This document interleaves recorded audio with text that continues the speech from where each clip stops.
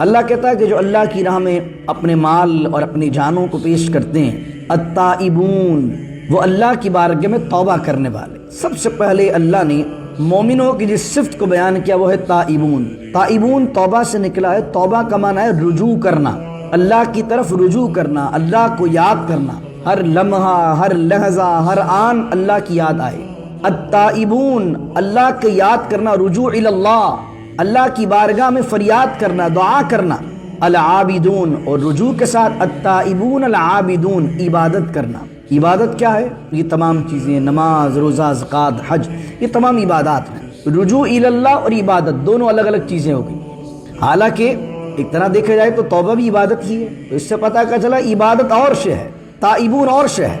عبادت تو یہ کہ جو چیزیں آپ ظاہری طور پر ادا کر رہے ہیں، اور تائبون کا ایک مفہومی معنی آپ لیں تو اس سے مراد یہ ہے کہ آپ کا انر، آپ کا دل، آپ کا دماغ اللہ کی طرف لگا ہو۔ کیونکہ اگر آپ نماز پڑھ رہے ہیں اور نماز میں خیال اللہ کا نہیں ہے، بندوں کا ہے، تو پھر رجوع اللہ تو نہیں ہے نماز۔ آپ روزہ رکھ رہے ہیں، بھوکے ہیں صرف، لیکن روزے میں اللہ آپ کو یاد نہیں آ رہا، تو پھر عبادت تو ہو رہی ہے ظاہری اعتبار سے، لیکن رجوع اللہ نہیں ہے۔ اس لیے عابدون کو الگ بیان کیا، تائبون کو الگ بیان کیا، تاکہ عبادت کے اندر جو اس کی فلسفی ہے، وہ فلسفی کیا؟ رجوع الی اللہ، اللہ کی یاد، اللہ کی محبت، اللہ کے لیے کرنا۔ التائبون العابدون الحامدون العقدۃ من لسانی یفقهوا قولی اللهم صل علی سیدنا و مولانا محمد معدن الجود والکرم وآلہ وصحبہ وبارک وسلم۔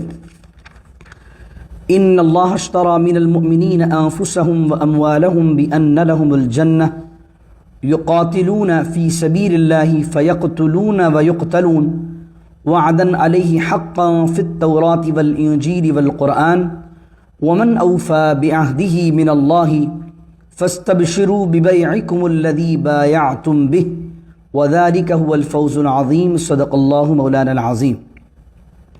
11 سپارے کا 11ویں سپارے کا تیسرے رکوع کا آغاز ہے، اور سورہ توبہ کی آیت نمبر 111 یعنی 111 کو ہم نے تلاوت کیا ہے۔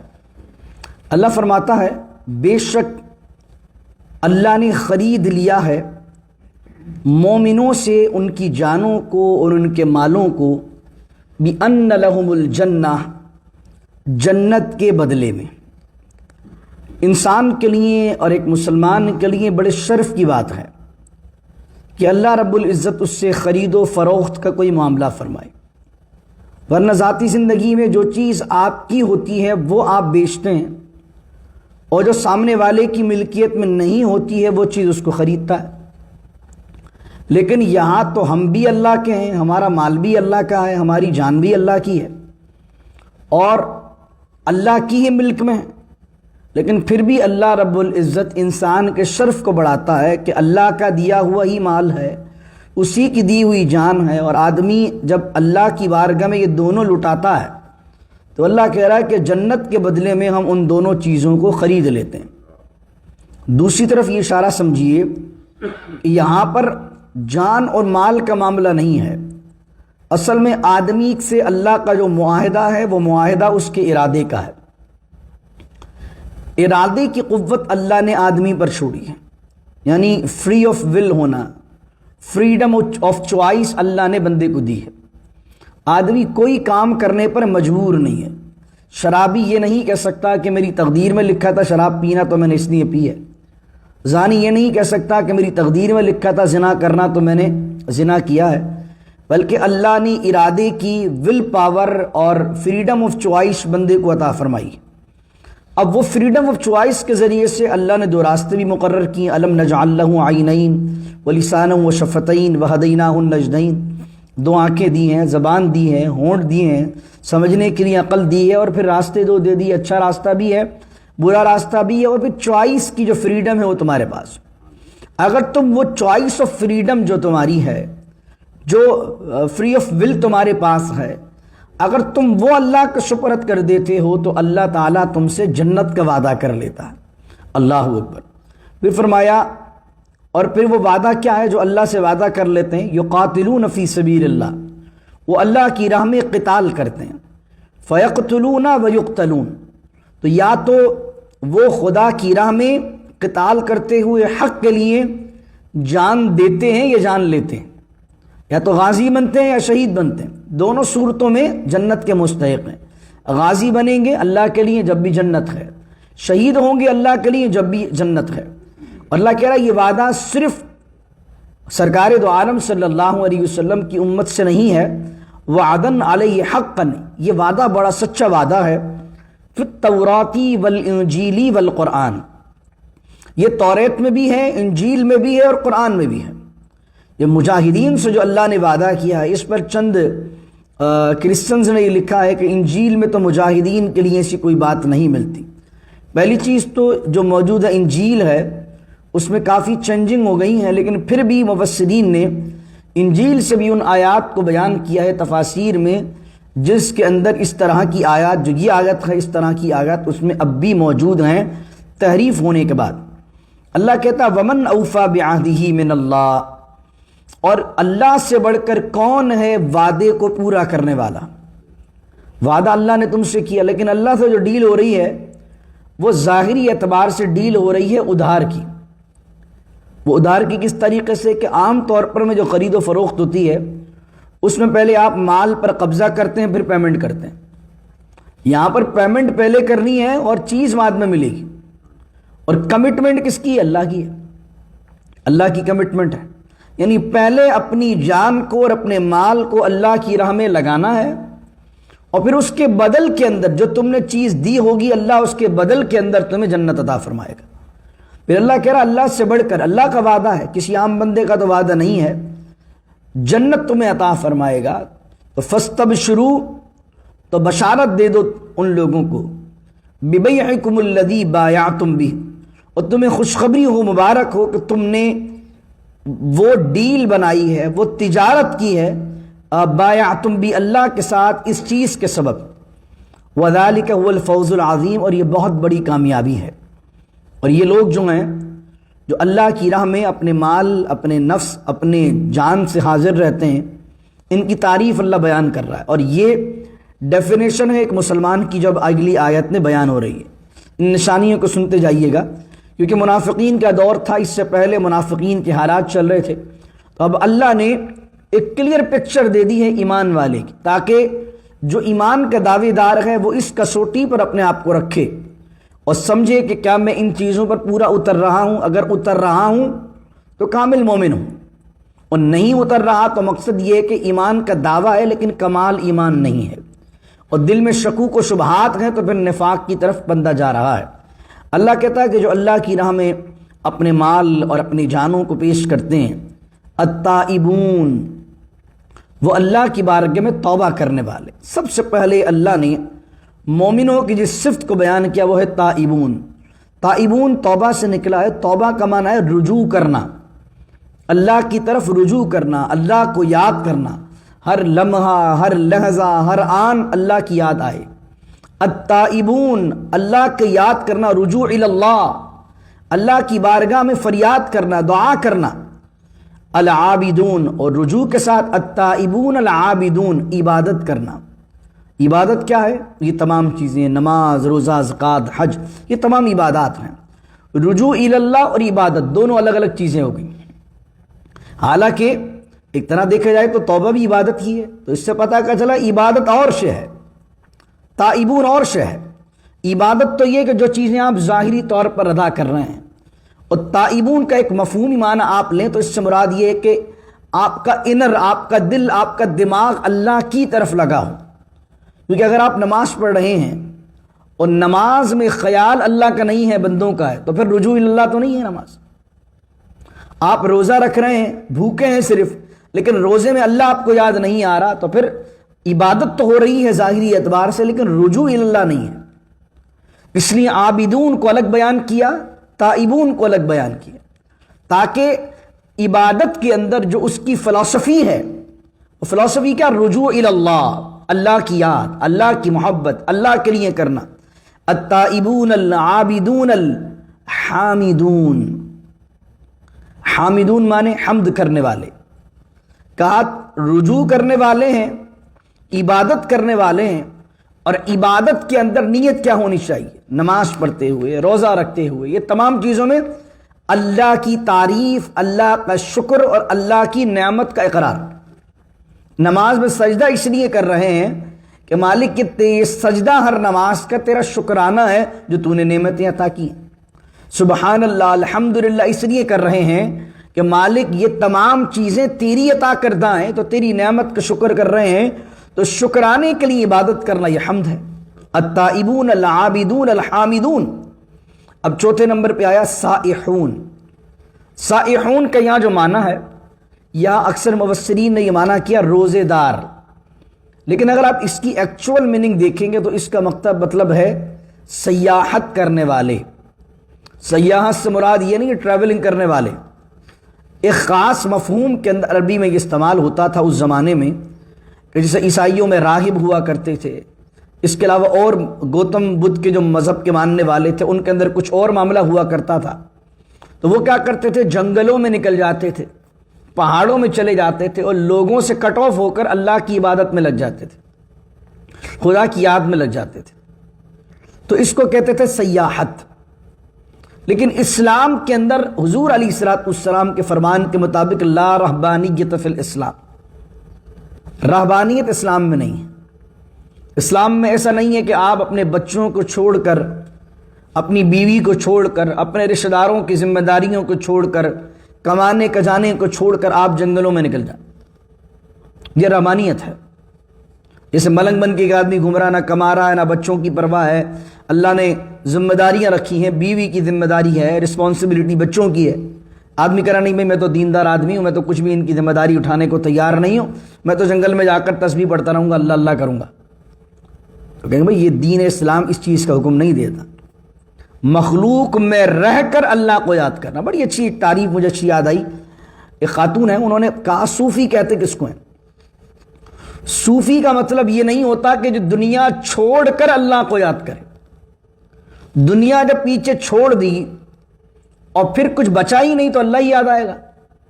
بڑی خوبصورت تعریف ہے، انہوں نے کہا صوفی تو ہوتا ہی وہ ہے جو دنیا کے بیچ میں رہ کر دنیا کی طرف توجہ نہ کرے، اللہ کی طرف توجہ کرے، یہ ہے صوفی۔ یعنی دنیا کے بیچ میں رہے، لوگوں کے بنگلے بھی دیکھے، گاڑی بھی دیکھے، دولت بھی دیکھے، بیچ میں رہے لوگوں کے، لیکن نہ لوگوں کی دولت اس سے روب میں لائے، نہ لوگوں کا منصب اس کو مرعوب کرے، نہ لوگوں کی جاؤ حشم اس سے مرعوب کرے، دنیا میں رہ کر دنیا کو لات مارے، یہ ہے دنیا، یہ ہے صوفی۔ ایک آدمی جنگل میں اس کو گاڑی دکھتی نہیں ہے، جب کسی کا بنگلہ دکھے گا نہیں تو چاہت پیدا کیسے ہوگی؟ تو بڑی خوبصورت انہوں نے تعریف کی، صوفی وہ نہیں کہ دنیا چھوڑ کر جنگل میں نکل جائے، صوفی بڑا وہ ہے جو دنیا میں رہ کر دنیا کو ٹھوکر مارے اور اللہ کی طرف رجوع کر لے، یہ ہے صوفی۔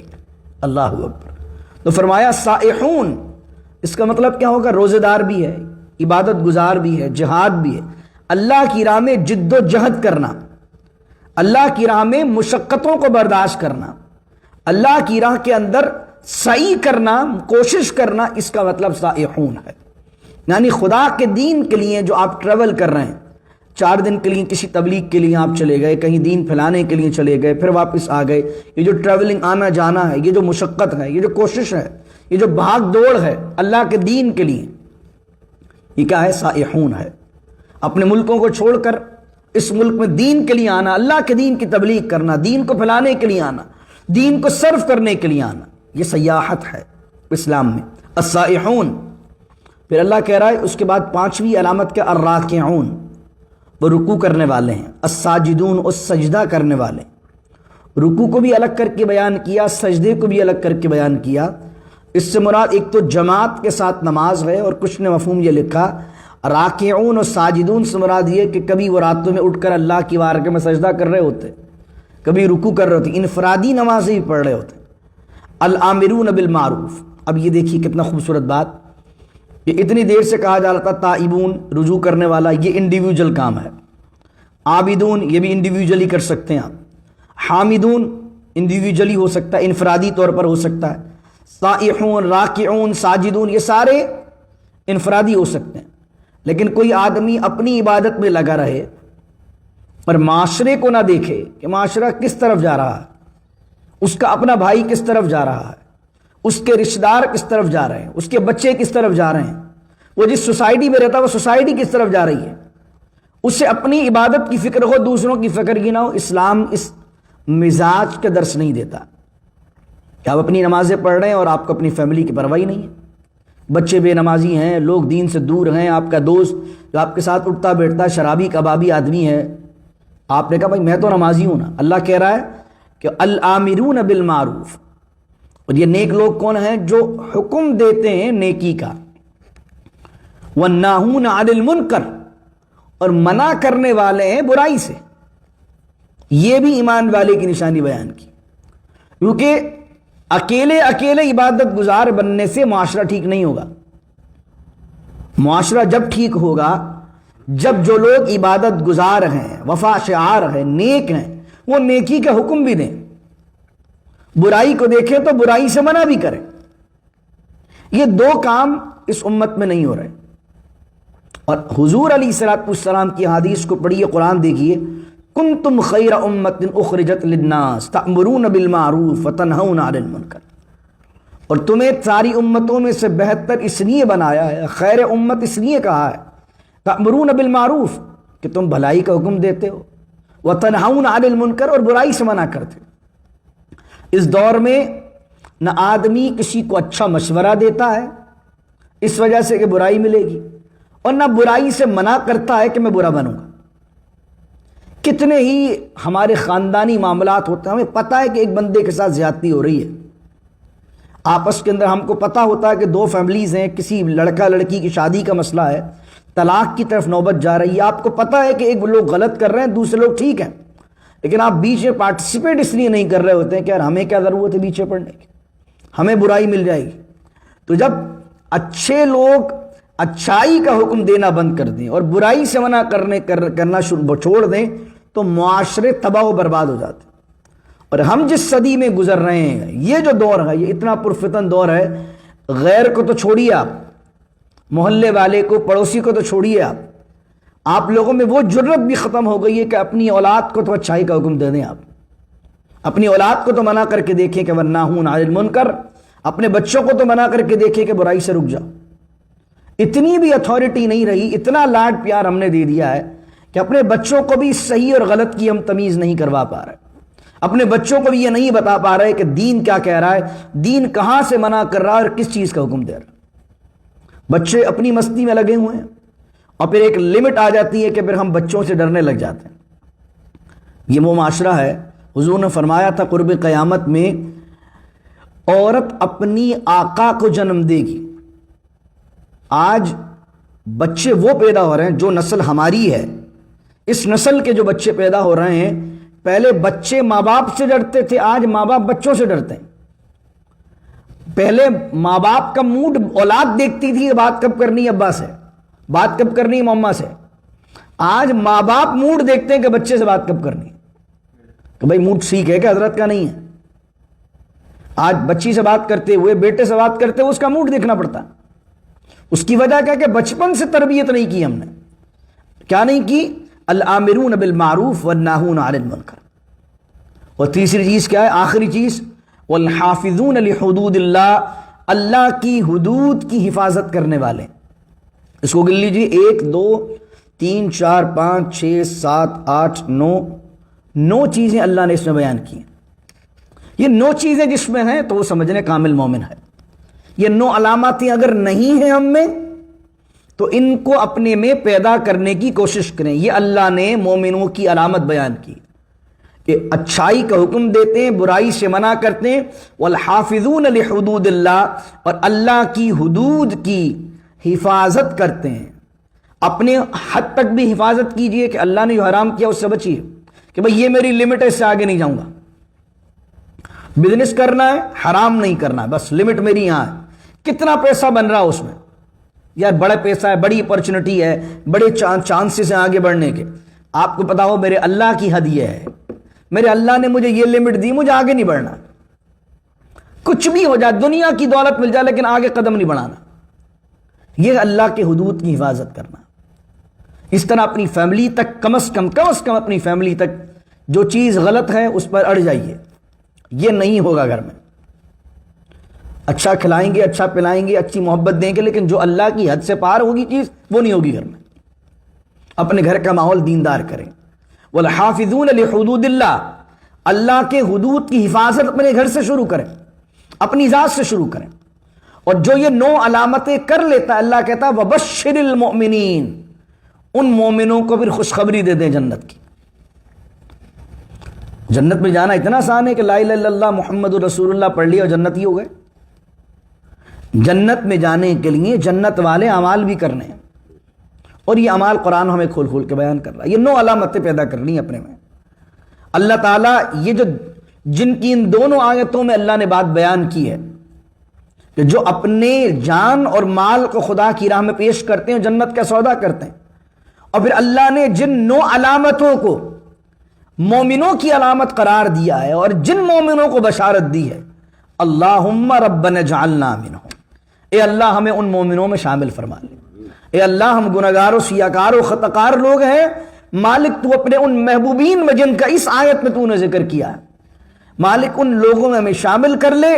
اور یہ 9 علامتیں ہماری طبیعت میں، ہماری فطرت میں، ہمارے مزاج میں پیدا کر دیں۔ کم از کم دعا تو کر ہی سکتے ہیں، اور دعا کے ساتھ کوشش بھی کیجیے۔ آگے سنیے آیت، ما کان للنبی والذین آمنوا ان یستغفروا للمشرکین، اور کسی نبی کی یہ شان نہیں ہے، یہ جائز نہیں ہے، اور ایمان والوں کے لیے بھی یہ جائز نہیں ہے، ان یستغفروا للمشرکین، کہ وہ مشرکین کے لیے دعائے مغفرت کریں، ولو کانوا اولی قربا، اگرچہ وہ مشرک ان کے رشتہ دار ہی کیوں نہ ہوں، من بعد ما تبین لہم، اس چیز کے بعد کہ ان پر واضح ہو گیا ہو، ما تبین لہم، ان کے لیے واضح ہو گیا ہو، یہ بات کلیئر ہو گئی ہو کہ اصحاب الجحیم، کہ وہ مشرکین اصحاب جحیم ہیں۔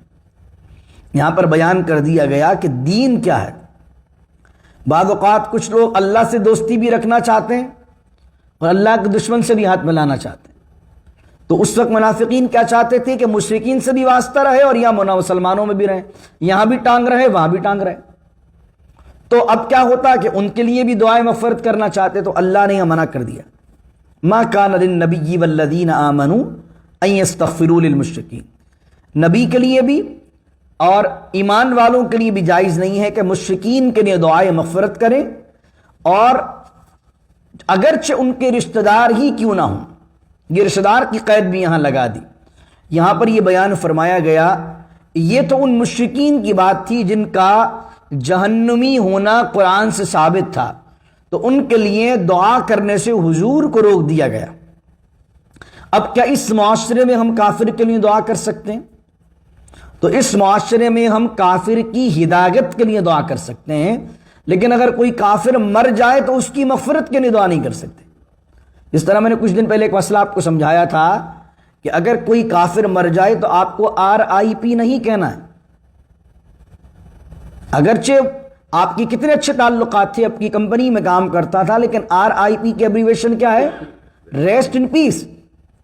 اور اگر آپ مشرک کے لیے یا کافر کے لیے یہ کہتے ہیں کہ وہ برزخ میں یا محشر کے دن جنت کے اندر ریسٹ ان پیس ہو جائے گا، تو اس کا مقصد ہے کہ جو قرآن کی وہ آیتیں جو اللہ نے شرک کرنے والوں کے لیے لکھی ہیں، آپ سب کا انکار کر رہے ہیں۔ اور اللہ یہاں کیا کہہ رہا ہے؟ مومنوں کے لیے جائز نہیں ہے کہ وہ کافر کے لیے، مشرک کے لیے دعائیں مغفرت کریں، لیکن اس کا دوسرا پہلو کہ اگر وہ زندہ ہے تو اس کی ہدایت کے لیے دعا کریں۔ اللہ تعالیٰ، یہ میرا بہت اچھا دوست ہے، اس کو ایمان کی توفیق عطا فرما دے، اسلام کا دامن عطا فرما دے۔ یہ میرے پڑوسی ہیں، اللہ اسلام کے نور کے ذریعے سے ان کے دلوں کو منور کر دے، تو یہ آپ دعا کر سکتے ہیں۔ تو یہ طریقہ کار رکھیے۔ یہ ہمارے آج کل جو یوتھ ہے، جو جنریشن ہے، ان کو پتہ نہیں ہوتا، کوئی بالی ووڈ کا، ہالی ووڈ کا اداکار مر جاتا ہے تو یہ اس کی تصویر فیس بک پر یا ٹویٹر وغیرہ پہ لگاتے ہیں اور لکھ دیتے ہیں ریسٹ ان پیس۔ کیوں؟ کیونکہ دین کو پتہ ہی نہیں، پڑھا ہی نہیں ہے دین کو۔ ہم یہ نہیں کہہ رہے کہ آپ ان سے غلط رویہ رکھیں، انسانیت کے رشتے سے آپ ان سے ہمدردی کریں، ان سے اچھے اخلاق سے ملیں تاکہ دین کا اچھا امیج جائے ان پر، لیکن دنیاوی حوالے سے اچھے تعلقات ہوں گے تاکہ دین کا ایک اچھا چہرہ ان کے سامنے پیش ہو۔ لیکن جہاں آخرت کا معاملہ ہے، جہاں دین کا معاملہ ہے، تو دین کے معاملے میں تو کوئی دو رائے نہیں ہے کہ جو اللہ کی توحید کو ماننے والا ہے، نبیوں کی رسالت کو ماننے والا ہے، وہی جنت میں جائے گا۔ اس میں تو ہمیں کوئی کمپرومائز تو نہیں ہے، اس میں تو کوئی ہماری مصلیت نہیں ہے۔ اگر اس پہ مصلیت ہے تو پھر دین کیا ہے؟ اگر اس پر سچویشن آپ اس پر متفق ہیں کہ مشرک بھی جنتی ہے اور ہم بھی جنتی ہیں، جو خدا کو کی اولاد مانے وہ بھی جنتی ہے، جو خدا کے علاوہ 36 خدا اور مانے وہ بھی جنتی ہے، ہم بھی جنتی ہیں، تو پھر اسلام میں دوسرے مذاہب میں فرق کیا ہے؟ تو دین کے معاملے کے اندر آپ احساس ہونا چاہیے، جنت، دوزخ، دین، اللہ، رسول، قرآن، شریعت، اس معاملے میں ہم بڑے محتاط ہیں، اس میں ہم اسی پر چلیں گے جس کا ہمیں قرآن حکم دے رہا۔ باقی دنیاوی معاملات ہیں وہ نبی کریم صلی اللہ علیہ وسلم کے معاملات آپ دیکھ رہی حدیث سے، حضور نے کافروں کے ساتھ بھی بہترین معاہدے کیے، وعدے کیے، ان کو جو ہے وہ آنر دیا، مان دیا، ایک دنیاوی تعلق کے لحاظ سے پڑوسی ہے تو خیال کیا۔ یہودی حضور علیہ السلام کے دور میں تھے تو ان سے حضور کے معاہدے ہوتے تھے، حضور اس کی پاسداری فرماتے تھے۔ تو جہاں تک دنیاوی لین دین کا تعلق ہے تو وہاں آپ بہت زیادہ ان کے ساتھ اچھا تعلق رکھیں گے، ہمدردی کریں گے، اس نیت سے کہ جناب ہمارے دین اسلام کا ایک اچھا امیج ان تک جائے، تاکہ اللہ اس بندے کے دل میں جو ابھی کفر میں ہے اس کے دل میں ایمان کی محبت پیدا کر دے اور ہمارا بیہیویئر دیکھ کر وہ اسلام لے آئے۔ لیکن اس کے لیے اگر وہ مر جائے تو اس کے لیے پھر آپ کو دعائے مغفرت نہیں کرنی ہے، کیونکہ اگر آپ دعائے مغفرت کر رہے ہیں تو اس کا مقصد یہ ہے کہ آپ اللہ کی آیات کے خلاف کام کر رہے ہیں۔ اس آیت کو یاد رکھیے، اس آیت کے تحت 2 چیزیں علماء نے لکھی ہیں، کبھی زندگی میں کبھی سننا ہو جائے آپ کو تو آپ کے ذہن میں 2 چیزیں رہنا چاہیے۔ ایک تو مفسرین نے یہ بات لکھی ہے کہ حضور علیہ الصلوۃ والسلام کے بارے میں بھی اللہ نے کہا نبی کے لیے بھی یہ جائز نہیں ہے اور ایمان والوں کے لیے جائز نہیں ہے، چاہے وہ رشتہ دار ہوں۔ تو مفسرین کی ایک جماعت کہتی ہے کہ اس سے مراد یہ ہے کہ بخاری شریف کے اندر جو روایت ملتی ہے اس آیت کے تحت، وہ روایت یہ ملتی ہے کہ سعید بن مسیب اپنے والد حضرت مسیب سے روایت کرتے ہیں رضی اللہ عنہ، دونوں صحابی ہیں، کہ حضور علیہ الصلوۃ والسلام نے جناب ابو طالب کے انتقال کے وقت، جناب ابو طالب جو آپ کے چچا ہیں، جناب ابو طالب کے انتقال کے وقت ان سے کہا کہ چچا جان آپ کلمہ پڑھ لیجیے، آپ ایمان لے آئیے، اور اگر آپ ایمان لے آئیں گے تو میں آپ کے لیے دعا کرتا رہوں گا۔ اور اس کے بعد جناب ابو طالب کے پاس کچھ اور ابو جہل وغیرہ بھی لوگ بھی شمار تھے، تو وہ لوگ کہنے لگے ایمان نہ لاؤ، کہیں تم اپنے باپ دادا کے یا جناب عبد المطلب کے دین سے پھرو گے، وہ ایسی باتیں کرتے رہے۔ تو جناب، یہ بخاری میں روایت ہے، جناب ابو طالب نے کہا آخر میں کہ میں اس دین پر ہوں کہ جس پر عبد المطلب حضور علیہ السلام کے دادا تھے۔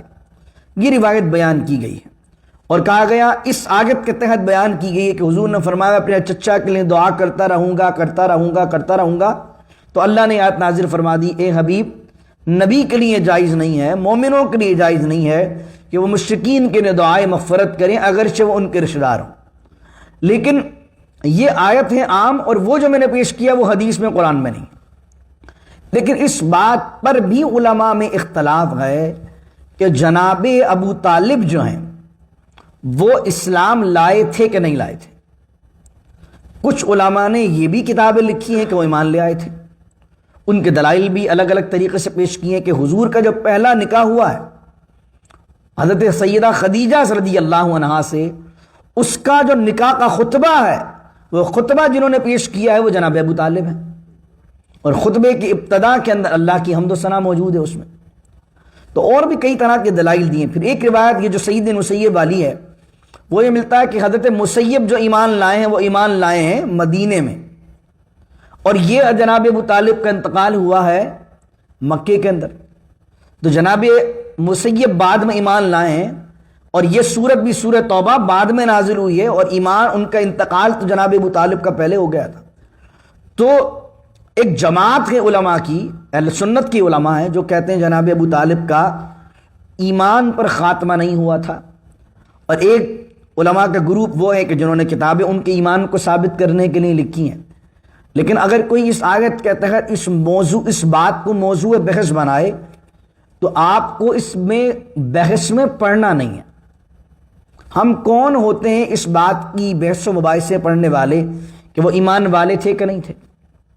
کیونکہ اگر جناب ابو طالب کے لیے کوئی ایسا جملہ نکل جائے جو جملہ ٹھیک نہ ہو تو پھر اس سے رسول اللہ رنجیدہ ہوں گے صلی اللہ علیہ وسلم، کیونکہ جناب ابو طالب جو ہیں کیا ان کا درجہ ابو لہب کے برابر ہو جائے گا؟ معاذ اللہ، ابو لہب بھی چچا تھا، ابو طالب بھی چچا تھے، لیکن ابو لہب جو تھا وہ دشمن رسول تھا، اور ابو طالب جو تھے جناب ابو طالب وہ محافظ رسول تھے۔ رسول کریم صلی اللہ علیہ وسلم کا ہر لمحے ہر لحظہ جناب ابو طالب نے ساتھ دیا۔ تو ایمان کے معاملے کے اندر تو ہم علماء کے دونوں کی رائے کو دیکھتے ہیں، دونوں کے پاس دلائل ہیں، اور زیادہ تر اس طرف علماء ہیں کہ جو لوگ ان کے ایمان کے قائل نہیں ہیں، اور ایک کم گروپ علماء کا وہ ہے جو ان کے ایمان کے قائل ہیں۔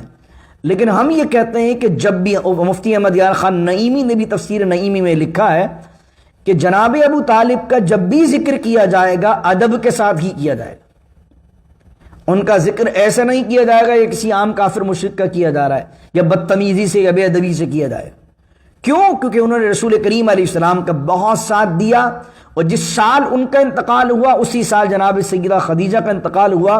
حضور اتنے غمگین تھے کہ اس سال کو عام الحزن قرار دیا۔ تو ایک چیز تو آپ یہ بات یاد رکھ لیں کہ اگر کوئی جناب ابو طالب کے حوالے سے بات کرتا ہے تو ہم یہ کہیں گے دونوں طرف علماء ہیں، لیکن ہم یہ عقیدہ رکھیں کہ ہمیں اس میں بحث نہیں کرنی ہے، اور جب بھی ان کا نام لینا احترام سے لینا۔ چند مفسرین نے ایک اور چیز اس پہ لکھی، وہ بھی سمجھ لیجیے آپ، اور 2 آیتیں پڑھ کے انشاءاللہ میں اس درس کا اختتام کرتا ہوں۔ چند مفسرین نے یہ بات بھی لکھی ہے کہ نبی کریم صلی اللہ علیہ وسلم گئے اپنی والدہ کی قبر پر، جناب سیدہ آمنہ بنت وہب رضی اللہ عنہ، اور حضور علیہ السلام عبداللہ بن مسعود سے ایک روایت ملتی ہے رضی اللہ عنہ، حضور علیہ السلام اپنی والدہ کی قبر پر گئے اور والدہ کی قبر پر جا کر بیٹھے رہے، وہ صحابہ بھی ساتھ تھے، اور حضور علیہ السلام پھوٹ پھوٹ کر رونے لگے۔ صحابہ کرام رضوان اللہ علیہم مجمعین کے استفسار کرنے پر، پوچھنے پر فرمایا تمہیں پتہ میں کیوں رو رہا ہوں؟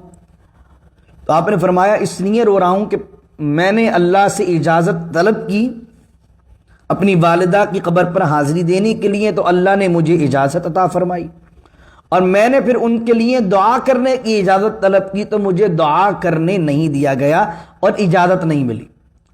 چند مفسرین نے اس آیت کے تحت یہ حدیث بھی نقل کی ہے، اور اس سے یہ ثابت کرنے کی کوشش کی ہے کہ جناب سیدہ آمنہ رضی اللہ عنہا بھی معاذ اللہ ایمان پر ان کا خاتمہ نہیں ہوا تھا۔ تو اس کے جواب کے اندر امام ذہبی ہوں، حضرت امام جلال الدین سیوطی ہوں رحمۃ اللہ القوی، اور اس کے علاوہ دیگر محدثین ہوں، کہتے ہیں اس قسم کی جتنی روایات آتی ہیں وہ ایک روایت بھی صحت کے درجے پر پوری نہیں اترتی، سب معلول و ضعیف۔ تو ایک ایسی روایت سے جو کہ صحت کے درجے پر پوری نہیں اتر رہی ہے، اس کی بنیاد پر حضور صلی اللہ علیہ وسلم کی والدہ کو معاذ اللہ مشرکہ کہنا یا کافرہ کہنا یہ جائز نہیں۔ نبی کریم صلی اللہ علیہ وسلم کی والدہ ماجدہ ہوں یا والد ماجد ہوں، دونوں پکے مومن تھے، پکے موحد تھے، کبھی بھی اپنی زندگی میں انہوں نے شرک نہیں کیا۔ تو یہ 2 چیزیں اس آیت کے تحت بیان کی جاتی ہیں، جو دونوں میں نے آپ کے سامنے بیان کر دی ہیں۔ لیکن یہ جو جناب سیدہ آمنہ رضی اللہ عنہا والی بات ہے تو بہت ہی چند مفسرین نے لکھی ہے، لیکن چونکہ لکھی ہے تو کوئی اگر آپ کسی جگہ اس بات کو اس آیت کے تحت سنیں اور وہ بندہ اس چیز سے یہ ثابت کرنے کی کوشش کر رہا ہو کہ معاذ اللہ سیدہ آمنہ ایمان والی نہیں تھی، تو سمجھ لیجئے کہ اس بندے کی بھی تحقیق کامل نہیں ہے، اس کی ریسرچ کامل نہیں ہے، کیونکہ عقیدہ ہمیں یہ رکھنا کہ حضور کے ماں باپ دونوں مومن ہیں۔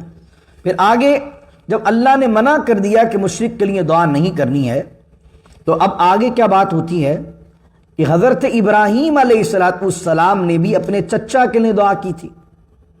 تو اللہ کہہ رہا وما کان استغفار ابراہیم لابیہ الا عن موعدۃ وعدها ایاہ، اللہ کہہ رہا ہے اور ابراہیم کا اپنے عرفی باپ کے لیے، یہ میں تفصیل پہلے دے چکا ہوں آپ کو کہ آزر جو ہے وہ باپ نہیں تھا، چچا تھا، اور اصل ان کے والد کا نام تھا طارح، وہ ایمان والے تھے۔ تو عرفی باپ چونکہ پلے بڑے وہیں تھے اس کے گھر میں، تو اس لیے اس کو بھی باپ کہہ دیا گیا عرفن۔ وما کان استغفار ابراہیم، اور ابراہیم علیہ السلام کا اپنے عرفی باپ کے لیے استغفار کرنا نہیں تھا، مگر صرف ام موعدۃ وعدہا ایاہ، صرف ایک وعدے کی وجہ سے تھا جو اس نے اپنے عرفی باپ سے کیا تھا۔ وہ وعدہ کہاں ہے؟ قرآن کریم کے مختلف مقامات پر لکھا ہوا ہے، سورہ مریم میں ذکر ہے، قال سلام علیک، اور اس نے کہا سلام ہو تم پر، ساستغفر لک ربی، اور میں آپ کے لیے دعا کروں گا اپنے رب سے۔ یہ حضرت ابراہیم علیہ السلام نے اپنے چچا عرفی باپ آزر کو کہا تھا میں آپ کے لیے دعا کروں گا۔ تو یہاں یہ بتایا جا رہا ہے کہ نبی جو ہوتا ہے وہ وعدہ خلاف نہیں ہوتا۔ تو وہ جو دعا کی تھی حضرت ابراہیم نے اپنے والد کے لیے، یعنی اپنے عرفی باپ کے لیے، وہ دعا اس لیے کی تھی کہ انہوں نے وعدہ کر لیا تھا۔ پھر فرمایا فلما تبین لہ انہ عدو للہ، پس بہرحال جب واضح ہو گیا ابراہیم علیہ السلام پر کہ انہ عدو للہ، کہ ان کا چچا آزر بت بناتا بھی ہے، بت فروش بھی ہے، اور اللہ کا دشمن ہے، تبرأ من، تو پھر وہ اس سے بری ہو گئے، انہوں نے اعلان برات کر لیا، اس سے جدا ہو گئے۔ ان ابراہیم، اب ابراہیم علیہ السلام کی تعریف کرنے دو کلمات آ رہے ہیں، ان ابراہیم لأواہ حلیم، اور بے شک ابراہیم جو تھے وہ بہت درد مند تھے اور بردبار تھے۔ اواہ کا معنی ہوتا ہے گریہ زاری کرنے والا، اللہ سے ڈرنے والا، رونے والا، جس کا دل نرم ہو اس کو کہتے ہیں اواہ۔ ان ابراہیم لأواہ، ابراہیم علیہ السلام جو تھے وہ اواہ تھے، بہت اللہ کی بارگاہ میں گریہ زاری کرنے والے تھے، بہت نرم دل کے مالک تھے۔ حلیم بھی تھے۔ حلیم کس کو کہتے ہیں؟ ایک ہوتا ہے علیم، ایک ہوتا ہے حلیم۔ علیم کا معنی جاننے والا، اور حلیم کا معنی بردبار۔ بردبار کس کو کہتے ہیں؟ بردبار کا مقصد ہوتا ہے جس کو اپنے مزاج پر کنٹرول ہوتا ہے، جو میچور ہوتا ہے۔ اس سے مراد کیا ہے کہ غصے کے اندر بھی وہ اپنے حد سے باہر نہیں جائے گا، اور خوشی میں بھی اپنے لوگوں کو نوازنے کے لیے بھی حد سے باہر نہیں جائے گا۔ جس کو اپنے مزاج پر غصے میں بھی اور خوشی میں بھی کنٹرول ہو، جو حد نہ پھلانگے، اس کو کہتے ہیں حلیم۔ کیا کہتے ہیں؟ حلیم اس کو کہتے ہیں۔ تو ابراہیم علیہ السلام کیا تھے؟ حلیم تھے۔ تو اس وجہ سے اللہ ہم میں بھی حلم پیدا کرے، ہمیں بھی حلم آنا چاہیے۔ اب آخری دو آیتیں فرمایا وما کان اللہ لیضل قوما بعد اذ ہداہم، اللہ کی یہ شان نہیں ہے کہ وہ کسی قوم کو گمراہ کر دے، بعد اذ ہداہم، اس کو ہدایت دینے کے بعد۔ اللہ کی شان نہیں ہے اگر کسی کو اللہ نے ہدایت دے دی اب اس کو گمراہ کر دے۔ حتی یبین لہم ما یتقون، یہاں تک کہ ان کے لیے بیان کر دے، ان کے لیے واضح کر دے وہ چیز جس سے انہیں بچنا ہے۔ یہ آیت کیوں نازل ہوئی؟ اس کے شان نزول کے تحت علماء نے لکھا کہ اب جب منع ہو گیا مشرکین کے لیے دعا کرنا، تو کچھ مسلمانوں کے دل میں خیال آیا کہ ہم جو اتنے عرصے سے دعا کر رہے تھے تو کہیں ایسا نہ ہو کہ پھنس جائیں۔ تو اللہ کہہ رہا ہے نہیں، جب تک کوئی چیز اللہ نے منع کی، نازل نہیں کی، اس سے پہلے جو تم نے کر لیا اس پر اللہ پکڑ نہیں کرے گا۔ تو حتی یبین لہم ما یتقون، اللہ تعالیٰ کسی بھی قوم کو گمراہ نہیں کرتا ہدایت دینے کے بعد جب تک اس قوم کے لیے یہ ڈکلیئر نہ کر دے، بتا نہ دے کہ کیا چیزیں جن سے بچنا ہے۔ اب اللہ نے بیان کر دیا اس سے بچنا ہے، اور آدمی اب ان چیزوں کو کرتا جائے جن سے اللہ نے کہا بچنا، تو اب اللہ گمراہ نہیں کر رہا بلکہ وہ خود گمراہی کے راستے پر جا رہا ہے۔ اللہ کہہ رہا ہے ان اللہ بکل شیء علیم، اور اللہ تعالیٰ ہر چیز کو جاننے والا ہے۔ ان اللہ لہ ملک السماوات والارض، اور بے شک اللہ کے لیے ہے زمین اور آسمانوں کی بادشاہی۔ یحیی و یمیت، اور وہی زندہ کرتا ہے، وہی جلاتا ہے، ویمیت، وہی مارتا ہے۔ وما لکم من دون اللہ، اور نہیں ہے تمہارے لیے اللہ کے علاوہ من ولی ولا نصیر، کوئی مددگار اور کوئی حامی اللہ کے سوا تمہارے پاس کچھ نہیں ہے۔